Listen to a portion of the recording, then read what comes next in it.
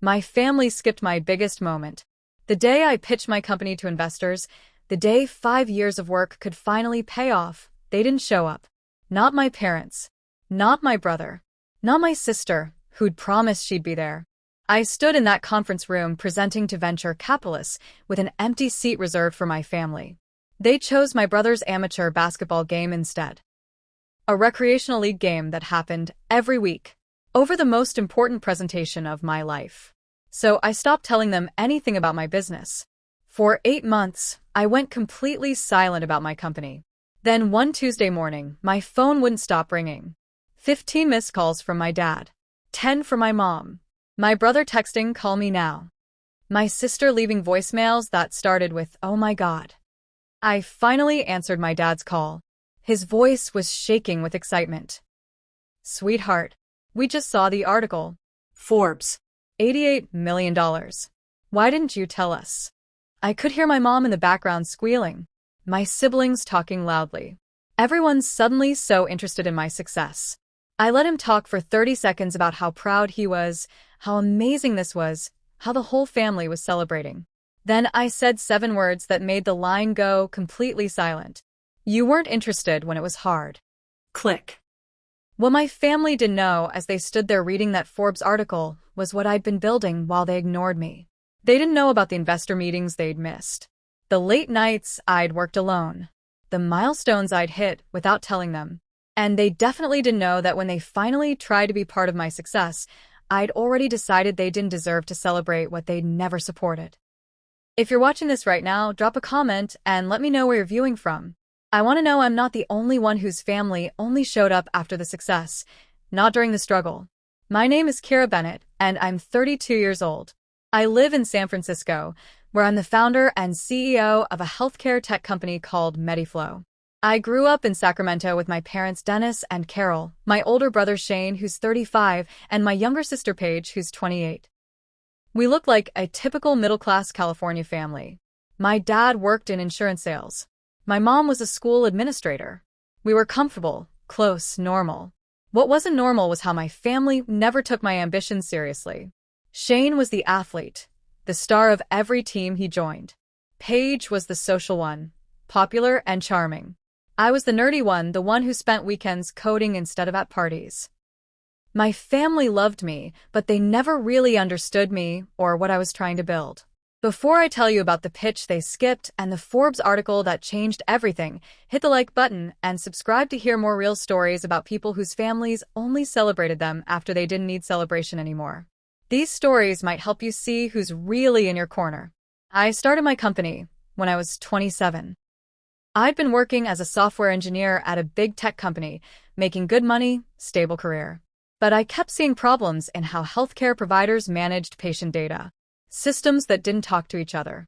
Information getting lost. Patients suffering because of bad technology. I had an idea for a platform that could fix it. A way to integrate all the different healthcare systems so doctors, hospitals, and pharmacies could actually communicate efficiently. It was ambitious. Complicated. Risky. I spent a year developing the concept while working full-time. Nights and weekends, I worked on my idea. I built prototypes. I researched the market. I created business plans. When I told my family I was thinking about starting a company, their reaction was lukewarm at best. "That's a big risk," my dad said. "You have a good job. Why give that up?" "Healthcare is complicated," my mom added. "Are you sure you understand that industry well enough?" Shane laughed. "You're going to be a CEO? No offense, but you're kind of awkward. CEOs need to be charismatic." Paige was more supportive, but still skeptical. "That sounds cool, but isn't that what like a million other tech companies are trying to do?" Nobody said, "That's amazing. We believe in you. How can we help?" Nobody offered encouragement or support. They just expressed doubt. But I did it anyway. At 27, I quit my job, cashed out my savings, and founded Mediflow. I worked out of my tiny apartment with one other developer I'd convinced to join me.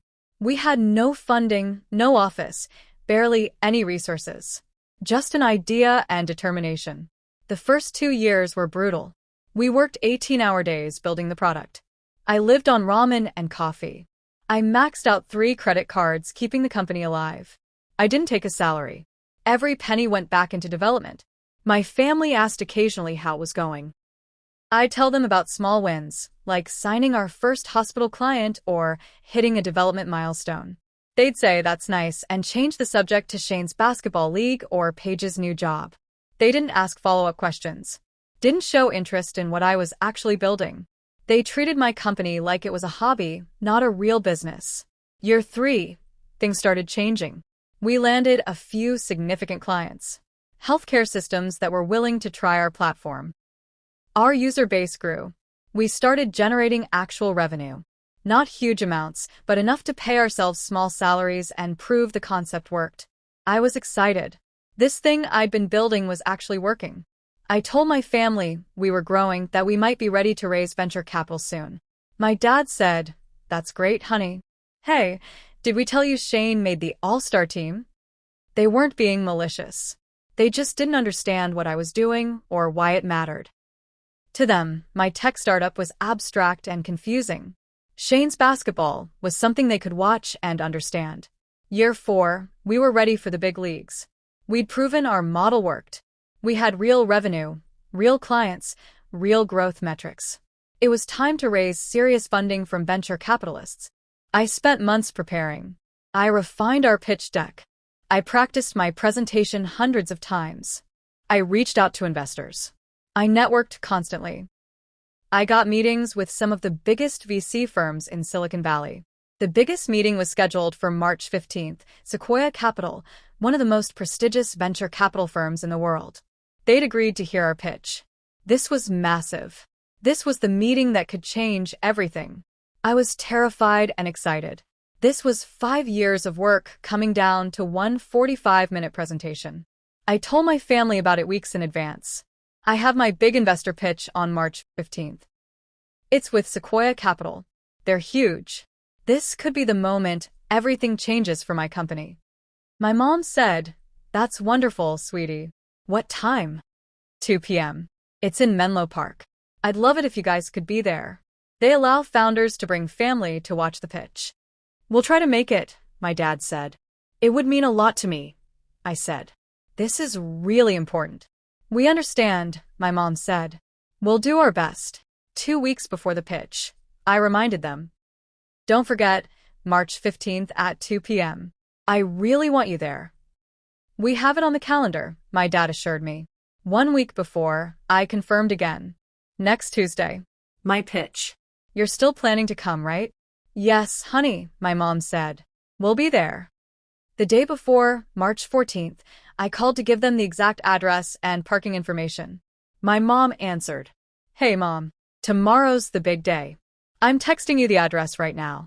The pitch is at 2, but if you can get there by 1:45, that would be great."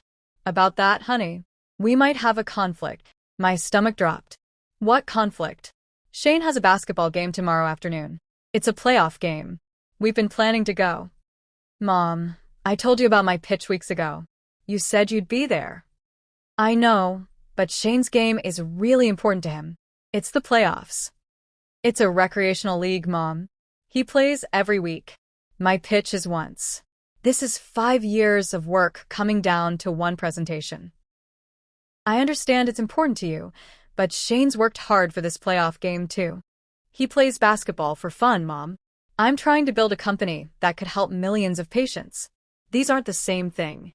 "Both things are important, Kira. Don't diminish your brother's achievements." "I'm not diminishing anything. I'm asking you to choose between a basketball game that happens all the time and a once-in-a-lifetime pitch that I've been working toward for 5 years. We'll try to do both if we can." The pitch is at 2. "What time is Shane's game?" "Also 2. So you're choosing his game." "We're not choosing anything. It's just unfortunate timing." "You are choosing, Mom. You're choosing his recreational basketball game over my business pitch. Just say it. Don't be dramatic. We'll come to your next pitch." "There might not be a next pitch if this one doesn't go well." "This is it, Mom. This is the moment. I'm sure you'll do fine without us there. You don't need your family sitting in the room for a business meeting." "You're right. I don't need you. I just wanted you." I hung up, called my sister. She answered cheerfully. Hey, ready for tomorrow? Are you coming to my pitch? Oh, about that. I was planning to, but Mom said they're going to Shane's game, and it felt weird to not go with the family. So, you're skipping my pitch too. I'm sorry, Kira. It's just basketball is more of a family thing, you know? We can all go together and cheer. Your pitch is more of a work thing. A work thing that I've been building my entire life toward. I know it's important, but you'll have other pitches. Paige, do you have any idea what this pitch is? What it means? Some investor thing, right? It's the most important meeting of my career. It's 5 years of work. Everything depends on this. And you'll do great. You don't need us there. You're so smart and capable. You've got this. That's not the point. The point is showing up for family when it matters. We're showing up for family. For Shane. What about showing up for me? You're different, Kira. You've always been independent.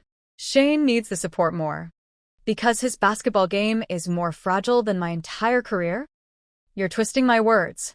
I just mean you're strong. You'll be fine. I hung up. I didn't bother calling Shane. I knew he'd already assumed they'd all be at his game. March 15th arrived. I drove to Menlo Park alone. I'd reserved 4 extra seats for my family, hopeful until the last moment that maybe they'd surprise me and show up anyway. They didn't. I sat in that conference room with 3 partners from Sequoia Capital and 4 empty seats where my family should have been. One of the partners noticed. Expecting others? I thought my family might come. They couldn't make it. That's too bad. Family support means a lot during these moments. I smiled tightly and started my pitch. I presented for 45 minutes. I showed our product, our traction, our vision. I answered every question. I was professional and prepared and passionate. The partners were impressed. They asked tough questions, but I could tell they were genuinely interested. At the end, they said they'd be in touch within a week. I walked out of that building feeling empty. I'd just given the pitch of my life to one of the most important VC firms in the world. And my family had chosen a recreational basketball game instead. I got in my car and cried. Not because the pitch went badly. It went well. I cried because the people who were supposed to be proudest of me couldn't be bothered to show up. I drove home in silence. I didn't call my family to tell them how it went. I didn't text updates. I just went home, ate dinner alone, and tried to process the hurt. My mom called that evening. Hey, honey, how did your meeting go? Fine. Just fine? Tell me about it. I don't want to talk about it. Oh, Well, Shane's game was incredible. They won. He scored 23 points. We got it all on video. It was so exciting. That's great, Mom. Are you upset with us? I'm tired. I'm going to bed. Kira, don't be like that. We're proud of you too. Proud enough to show up. We had a commitment to Shane. You had a commitment to me first. I asked you weeks ago. You said you'd be there. And we would have been if Shane's game wasn't the same time. You chose, Mom. Just admit it. You chose Shane's game over my pitch. Both things were important, but only one of you actually showed up for. Good night. I hung up and turned off my phone. That night, I made a decision. I was done sharing my business with my family. They didn't care when it was hard, when it was uncertain, when it was just me struggling to build something. They didn't show up when I needed them. So, they didn't get to know about it anymore. 3 days after my pitch, Sequoia called. They wanted to invest $8 million at an $88 million valuation. It was everything I'd worked for, everything I'd dreamed about. My company was officially worth $88 million. I accepted immediately. We signed the term sheet. The funding went through. Mediflow officially had the resources to scale massively. I didn't tell my family. Not one word. Over the next 8 months, everything exploded for my company. We used the Sequoia funding to expand rapidly. We hired 50 new employees. We signed deals with major hospital systems across the country. Our revenue grew by 400%. We became one of the fastest-growing healthcare tech companies in the country. I hit milestone after milestone. We opened a real office. We got written up in TechCrunch. We won industry awards. I was invited to speak at conferences. Everything was happening. And I told my family nothing. They'd ask occasionally how my little company was doing. I'd say, fine, and change the subject. They didn't push. They weren't that interested. I attended family dinners and holidays. I showed up, smiled, participated. But I stopped talking about my work. When they asked, I gave vague answers. Busy. Going well.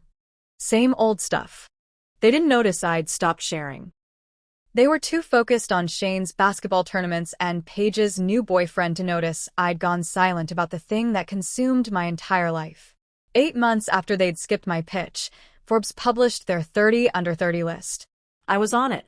The article detailed my company's meteoric rise, the Sequoia funding, the $88 million valuation, our growth trajectory.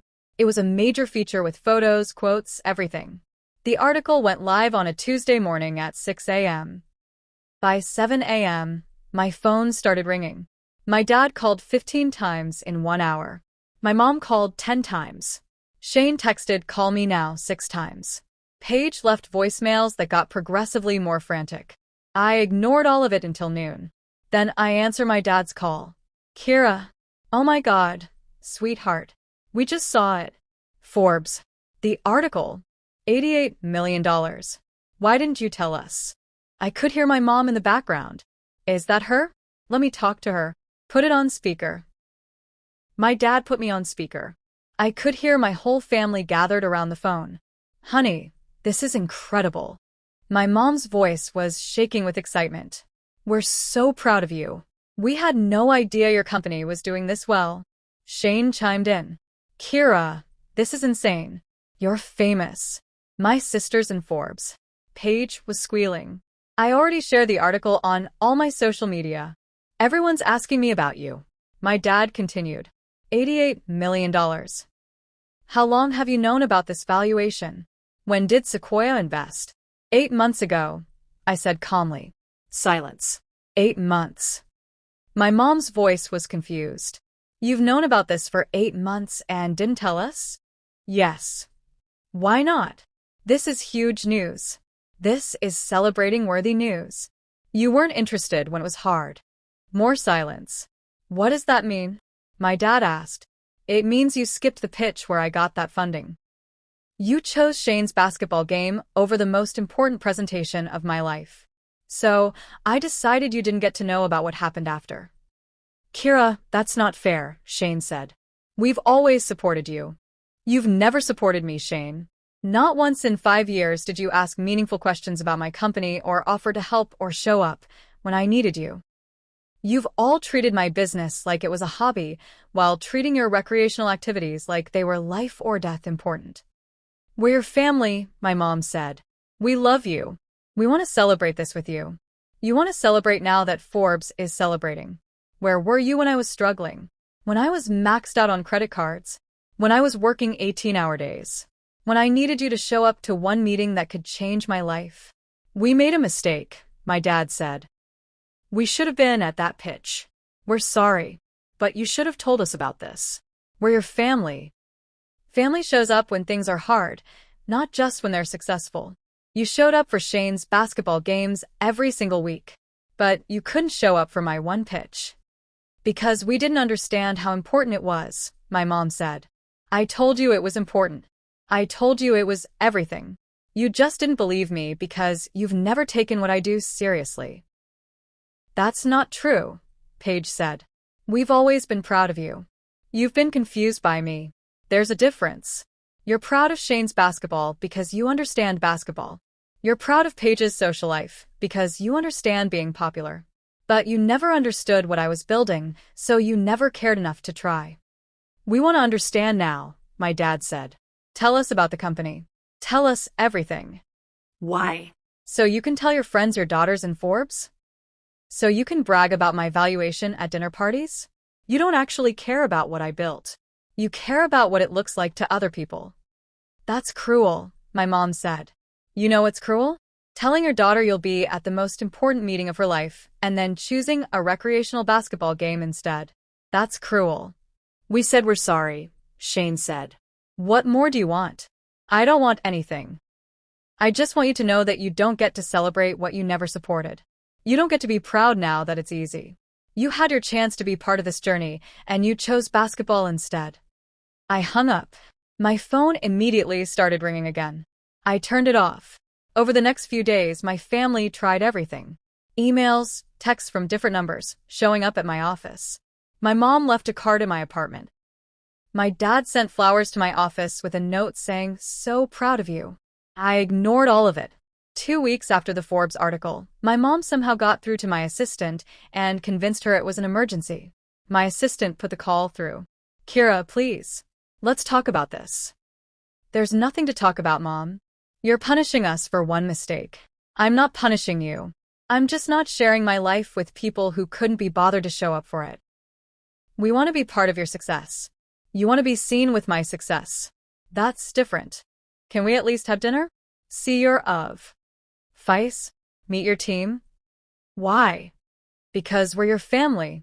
Family shows up when things are uncertain, not just when they're celebrated in Forbes. You had 5 years to show up. You chose not to. We didn't understand. You didn't care enough to try to understand. Please, Kira, don't shut us out. You shut yourselves out. I'm just accepting the choice you already made." I hung up and had my assistant block their numbers from reaching me at work. 3 months after the Forbes article, my company hit another milestone. We closed a major deal with one of the largest hospital networks in the country. It was validation that our technology was becoming essential in healthcare. It was huge for our growth trajectory. I celebrated with my team. We had champagne in the office. I took everyone out to a nice dinner. It was perfect. I didn't tell my family. 6 months after Forbes, we were preparing for our next funding round. Series B, targeting $50 million at a $300 million valuation. My company had tripled in value in less than a year. I still didn't talk to my family. They sent occasional texts, birthday wishes, holiday greetings, generic messages that never mentioned the rift or what they'd done. I responded with equally generic messages. "Thanks. Happy Thanksgiving to you too." Nothing substantial. 1 year after they'd skipped my pitch, I got a letter in the mail. My mom's handwriting on the envelope. I almost threw it away without opening it, but curiosity won. Inside was a long letter, pages of her trying to explain, apologize, make me understand their perspective. She wrote about how they'd always seen me as the capable one who didn't need support, how they'd taken me for granted because I seemed so independent, how they realized too late that independence wasn't the same as not needing them. She ended with, "We're sorry. Truly, deeply sorry. We missed the moment that mattered most, and we can't take that back. But please don't let one mistake cost you your family forever. We love you. We're proud of you. We always have been, even if we didn't show it the way you needed, Mom." I read that letter 3 times. It was the most honest my mother had ever been with me. But it didn't change anything. Because sorry doesn't fix 5 years of being dismissed. Sorry doesn't replace the empty seats at the pitch that changed my life. I didn't respond to the letter. Now, 2 years after they skipped my pitch and 18 months after the Forbes article, I'm 34 years old. My company is valued at over $400 million. We're preparing to go public. I'm on track to become one of the youngest female CEOs of a publicly traded healthcare company. My family doesn't know any of this. We're still in limited contact. I attend occasional family dinners when I'm in Sacramento. I'm polite, pleasant, surface level. But I don't share my life with them. They've stopped asking about my company. They learned that topic is closed. They talk about Shane's basketball coaching career and Paige's upcoming wedding and their own lives. I listen and nod and don't contribute much. Sometimes I see the hurt in my mom's eyes, the recognition that she lost something she can't get back. Sometimes my dad tries to ask subtle questions about my work, and I give him nothing. Shane apologized once, at a family dinner about 6 months ago. He pulled me aside and said, "I know you're still mad about the pitch thing. I get it. We should have been there. I'm sorry." "Okay," I said. "Are we good?" "We're fine. But you're not going to tell me about your company?" "No." "That feels like punishment." "It's not punishment. It's just boundaries. You don't get access to the parts of my life you weren't interested in supporting. He didn't know what to say to that. Nobody does. People ask me sometimes if I think I'm being too harsh, if I'm holding a grudge, if one missed pitch is worth losing my family over. The answer is always the same. It wasn't one missed pitch. It was 5 years of my ambitions being treated as less important than my brother's hobbies. It was being told I was too independent to need support. It was working myself to exhaustion while they cheered for basketball games that meant nothing. The pitch was just the moment I finally saw it clearly. The moment I understood they'd never really believed in me or what I was building. They loved me, but they didn't respect my dreams enough to show up for them. And when success finally came, when Forbes validated what I'd been saying for years, they suddenly wanted to be part of it. Not because they believed in the journey, because they wanted to be seen with the destination. That's not support. That's just opportunism. My company is about to go public. When that happens, I'll be worth over $100 million personally. My face will be on the cover of more magazines. My success will be even more visible, even more impressive. And my family will find out the same way everyone else does, by reading about it in the news. Because they weren't interested when it was hard. So they don't get to celebrate when it's easy. That Forbes article that made my dad call wasn't the beginning of my success. It was just the first time my success was visible enough for them to care about. And that tells you everything about what they actually value. I built this company alone. I celebrated the milestones alone. I worked through the struggles alone. I don't need them now that it's successful. Because the person I became through building this didn't need their validation. The girl who stood in that empty conference room presenting to Sequoia? She learned that day that she could do it without her family cheering. And that lesson made her stronger than any support could have. Sometimes the most important moments in your life are the ones you face alone. Not because you want to, but because the people who should have been there chose something else. And sometimes that choice teaches you more than their presence ever would have. Have you had family skip your biggest moments? Have they only showed up after you succeeded without them? Have they wanted to celebrate what they never supported? Share your stories below. Let's talk about the moment you realized their pride came too late. If this story moved you, hit the like button and subscribe for more stories about people who built success without the support they deserved. Share this with someone who needs to hear that you don't owe people access to your victories when they weren't there for your struggles. And remember, when they only call after you go viral, they're not proud of you. They're proud to be associated with you. There's a difference. And you deserve people who show up before the world notices.